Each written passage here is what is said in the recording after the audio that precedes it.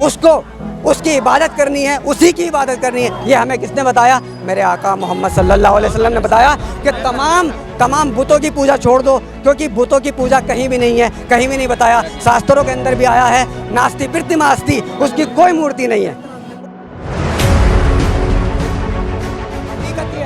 हकीकत यह है कि जो इसका मकसद है, ईद मिलादुन नबी का जो मकसद है, मकसद असल चीज़ है, क्यों मनाया जा रहा है ये? हकीकत यह है कि आप सल्लल्लाहु अलैहि वसल्लम जैसे पूरी दुनिया के अंदर 1400 साल पहले जो नबी आए हैं, 1,24,000 कम व बेश जो नबी आए हैं, वो किसी एक कौम में, किसी एक खित्ते में, किसी एक ज़बान में आए, अलग अलग ज़बानों में आए, अलग अलग खित्तों में आए, अलग अलग कौम के अंदर आए। मगर आप सल्लल्लाहु अलैहि वसल्लम, मेरे आका मोहम्मद सल्लल्लाहु अलैहि वसल्लम, अल्लाह के नबी, तमाम दुनिया के लिए, तमाम नस्ल इंसानी के लिए रहमत बनाकर आप सल्लल्लाहु अलैहि वसल्लम को भेजा गया। वमा अरसलनाका इल्ला रहमतल लिल आलमीन, और नहीं भेजा हमने आप सल्लल्लाहु अलैहि वसल्लम को मगर तमाम आलमों के लिए रहमत बनाकर भेजा। यानी कि मेरे जो नबी हैं वो खाली मुसलमानों के लिए नहीं है, तमाम नस्ल इंसानी के लिए हैं। हिंदू, मुस्लिम, सिख, ईसाई, जितनी भी कौम है, जितने भी धर्म हैं, जितनी भी जातें हैं, सब के लिए मेरे आका जो है वो नबी है।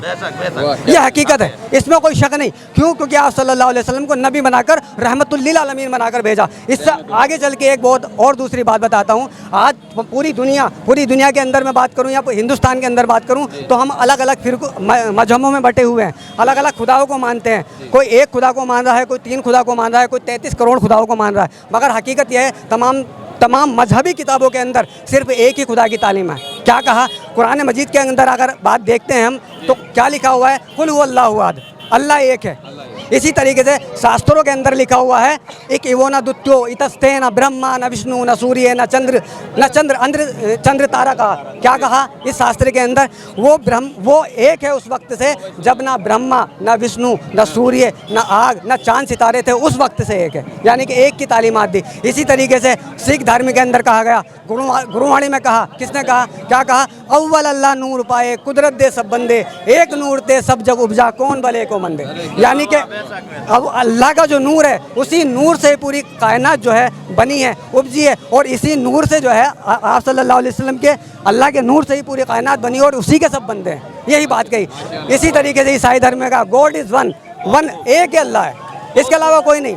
हकीकत यह है कि देखिए, अगर मैं बात करूं, अगर पानी की बोतल अगर आपके पास है और अगर आप किसी से पूछेंगे कि इसके अंदर क्या है, तो कोई कहेगा वाटर है, कोई कहेगा पानी है, कोई कहेगा जल है, कोई कहेगा नीर है। अलग अलग भाषाओं में अलग अलग उसको बोला जाएगा, मगर एक ही तत्व है, एक ही चीज़ है। इसी तरीके से जिस तरीके से उस पानी का नाम अलग अलग भाषाओं में है, इसी तरीके से उस ईश्वर का नाम, उस गॉड का नाम हजार है। यही शास्त्रों में कहा गया, एकम सत्या विप्रा बहुधा वदंती, वो एक सच है, उसको हजार नामों से जाना जाता है। उसे गॉड भी कहते हैं, उसे ईश्वर भी कहते हैं, उसे अल्लाह भी कहते हैं, उसे जो है वाहे गुरु भी कहते हैं, उसे परमात्मा भी कहते हैं, उसे जो है उसे तमाम नामों से जाना। वो रहमान भी है, वो रहीम भी है, वो मालिक भी है, वो रब्बुल आलमीन भी है, वो तमाम नामों से जाना जाता है। मगर उसकी इबादत करनी है, उसी की इबादत करनी है। ये हमें किसने बताया? मेरे आका मोहम्मद सल्लल्लाहु अलैहि वसल्लम ने बताया कि तमाम बुतों की पूजा छोड़ दो, क्योंकि बुतों की पूजा कहीं भी नहीं है, कहीं भी नहीं बताया। शास्त्रों के अंदर भी आया है, नास्ति प्रतिमास्ति, उसकी कोई मूर्ति नहीं है, उसकी कोई मूर्ति नहीं।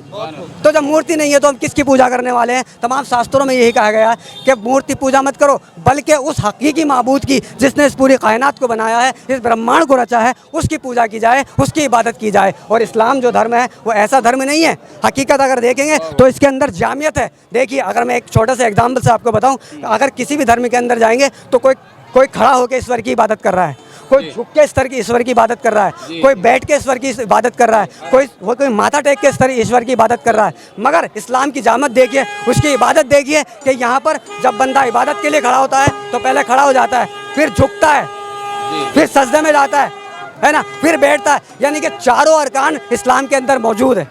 तमाम धर्मों के अंदर जो एक है, यानी कि जो तमाम धर्म हैं वो जुज़वी तौर पर हैं, मगर यहाँ पर मुकम्मल तौर पर। इसीलिए कुरान मजीद के अंदर आया अल-यौमा अकमलतु लकुम दीनकुम व अतममतु रज़ीतु लकुम इस्लाम दीना, यानी कि अल्लाह ताला ने कुरान मजीद के अंदर इस्लाम को मुकम्मल कर दिया, तो मुकम्मल कर दिया इसको। अब इसके अंदर कोई गुंजाइश नहीं है।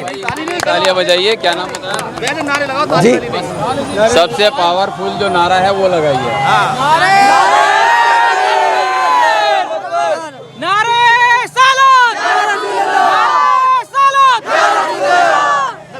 बहुत शुक्रिया आपका, आपने बहुत अच्छा पैगाम दिया माशाल्लाह भाई।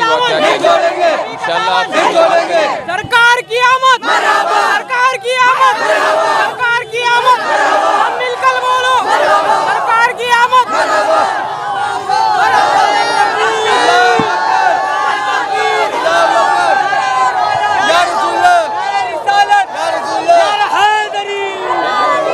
बहुत अच्छा माशाल्लाह। क्या नाम बताया?